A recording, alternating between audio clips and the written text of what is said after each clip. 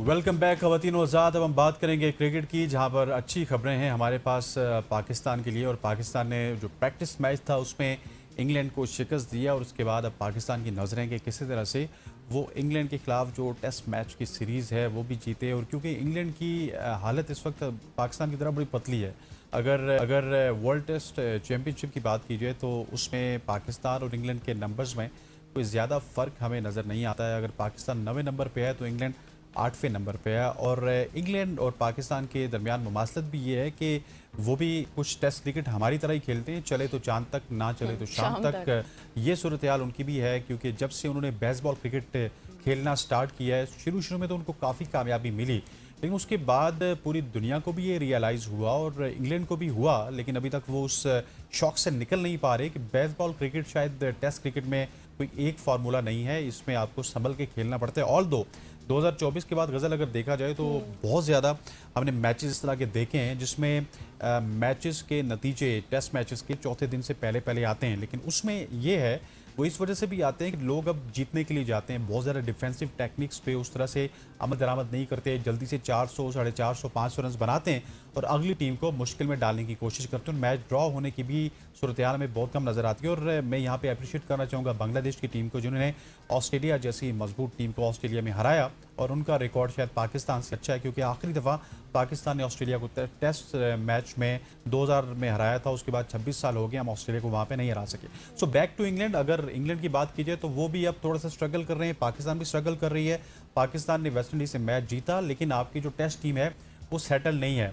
दुनिया में जितनी भी टेस्ट टीम्स हैं, अगर इंग्लैंड की बात की जाए, उसके अलावा इंडिया, ऑस्ट्रेलिया, साउथ अफ्रीका और इवन बांग्लादेश, उसको बहुत अच्छी टेस्ट टीम गज़ल इस वजह समझता हूँ कि वो सेटल्ड हैं। उन्होंने अपने फॉर्मेट्स को सेटल किया हुआ है, उनको पता है कि उनके टेस्ट मैच में कौन खेलेगा, उनको ये भी मालूम है कि उनकी ओडीआई में कौन खेलेगा, उनको ये भी मालूम है कि वहाँ पे T20 क्रिकेट में कौन उनको रिप्रेजेंट करेगा। हमारे यहाँ होता ये है कि एक दिन उनका तैयार होता हाँ है ना? एक दिन कोई शख्स अगर टेस्ट क्रिकेट में अच्छा खेलता है गज़ल, तो उसको हम टेस्ट क्रिकेट की बुनियाद पे ओडीआई में ले आते हैं। अगर ओडीआई में अच्छा खेलेगा तो ओडीआई की बुनियाद पे हम उसको T20 में ले आते हैं, और डैट इज़ वेरी अनफॉर्चुनेट, ऐसा नहीं होना चाहिए।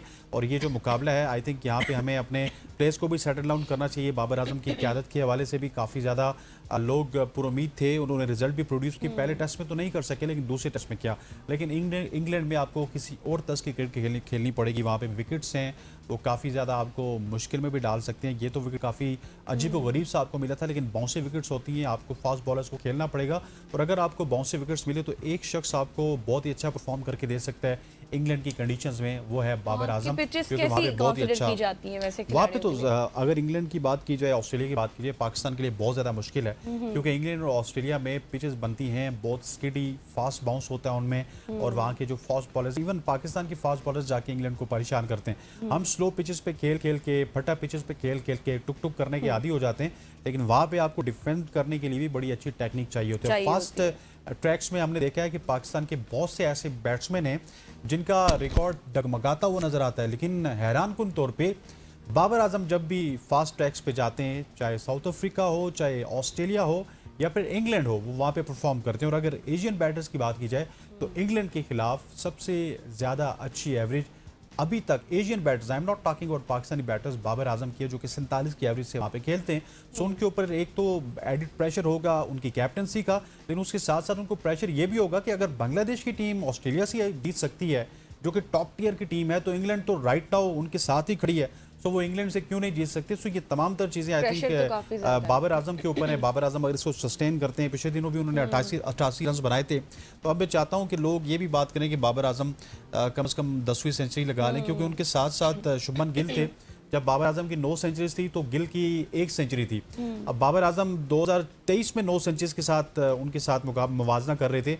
अब 2026 की अगर बात की जाए तो बाबर आजम की 9 ही हैं, लेकिन शुभमन गिल की 11 सेंचुरीज हैं। इसी के साथ साथ बाबर आजम की 9 थी, तो आई थिंक रूट की 23 या 24 थी, उनकी 33 हो चुकी है, लेकिन बाबर आजम की अभी भी 9 है। सो उनको ये जो बैड पैच है इसको बिल्कुल साइड पे करना होगा। और अगर वो थोड़ा और कॉन्फिडेंट होने का भी मसला है शायद, मुझे ऐसा लगता है कि वो जब खेलते हैं इतने ज्यादा उनकी तारीफ कर दी जाती है, बाद में वो ओवर कॉन्फिडेंट नहीं, तारीफ तो उनकी 3 साल से ना गजल उस तरह से हो नहीं रही है। वो तारीफ जब होती थी, जब वो सेंचुरीज लगाते थे, मसला आप वाला भी है कि वो मुझे आज तक पिछले 3 साल में वो कभी भी आउट ऑफ निक नहीं लगे। वो बड़े कॉन्फिडेंस में होते हैं, आके चौके लगाते हैं, ऑन ड्राइव बड़ी अच्छी खेलते हैं, ऑफ पे बड़ा अच्छा खेलते हैं, कवर ड्राइव बड़ी अच्छी लगाते हैं, पुल बहुत अच्छा करते हैं। लेकिन ऑल ऑफ द सडन जब वो 30, 40, 45 या इवन 80 रन बना लेते हैं, पता नहीं उनको क्या हो जाता है। एक रैश शॉट खेलते हैं।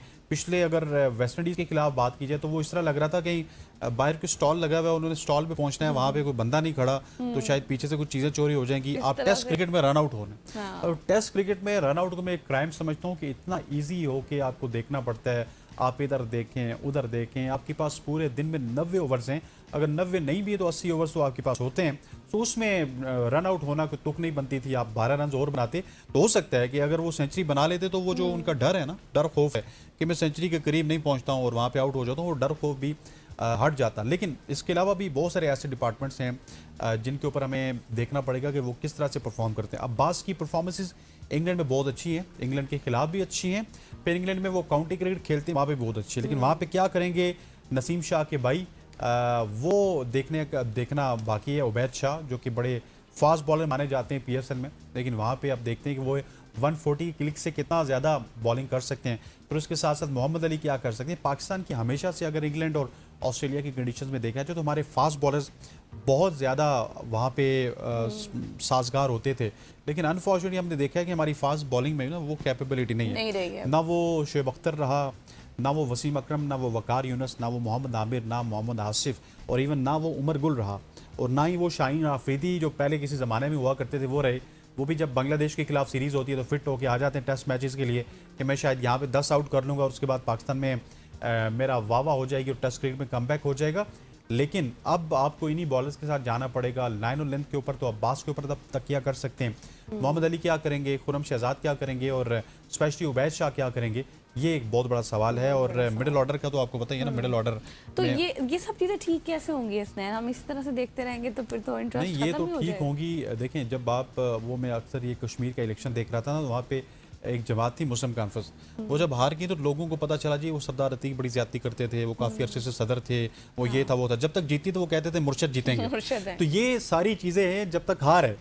जिस दिन पाकिस्तान की टीम जीत गई तो उस वक्त मैं और आप कहेंगे देखा आपने बाबर आजम की सेंचुरी, देखा आपने रिजवान की सेंचुरी, देखा आपने सऊद शकील की सेंचुरी, ये तमाम तर चीज़ें उस वक्त। जब हम जीतते हैं ना तो बहुत सारी ऐसी गलतियां होती हैं जिस पे पर्दा डल जाता है, उसको डिस्कशन में लाया नहीं जाता। लेकिन मैं ये समझती हूँ कि बेशक आप जीत जाए या कुछ भी हो, आपको हर एक जो भी जितने भी लूप होल्स हैं उसके ऊपर डिस्कशन करनी चाहिए, उनकी बेहतरी के लिए बात करनी चाहिए, उनको बेहतरीन करने के लिए आपको इस तरह से प्रैक्टिसेस करनी चाहिए। लेकिन हम तो हमेशा हारते हुए देख रहे हैं और सिर्फ जब से मेरा ख्याल आप क्रिकेट में पैदा हुई है ना उस वक्त से आप हार रही हैं। मसला ये है कि आपने मॉर्निंग शो में आके क्रिकेट को उस तरह से फॉलो करना स्टार्ट किया। लेकिन मैं जिस ज़माने से क्रिकेट देख रहा हूँ, हम तो उस वक्त कोई ये इंटरनेट नहीं होता था इस तरह से। मैं 2000 से पहले की बात कर रहा हूँ, इवन 1997 से भी मुझे याद है कि रात को 3 बजे जब वेस्ट इंडीज़ के खिलाफ हम खेला करते थे, उस वक्त ब्रायन लारा हुआ करते थे, क्रिस गेल भी उसके बाद आए। आप तो फिर मेरे पैदा होने से पहले की बातें कर रहे हैं। उस वक्त की बात अगर मैं आपको बताऊं तो वहाँ पे एंटरटेनमेंट वाहिद क्रिकेट होती थी, आई बॉल्स इन्वॉल्व होती थी, क्रिकेट को लोग देखा करते थे। अब भी क्रिकेट को देखते हैं, लेकिन अब यकीन मानिए कि हम भी कभी कभार क्रिकेट को देख रहे होते तो साथ साथ अपना स्क्रॉल कर रहे होते हैं कि सोशल मीडिया पे क्या चल रहा है।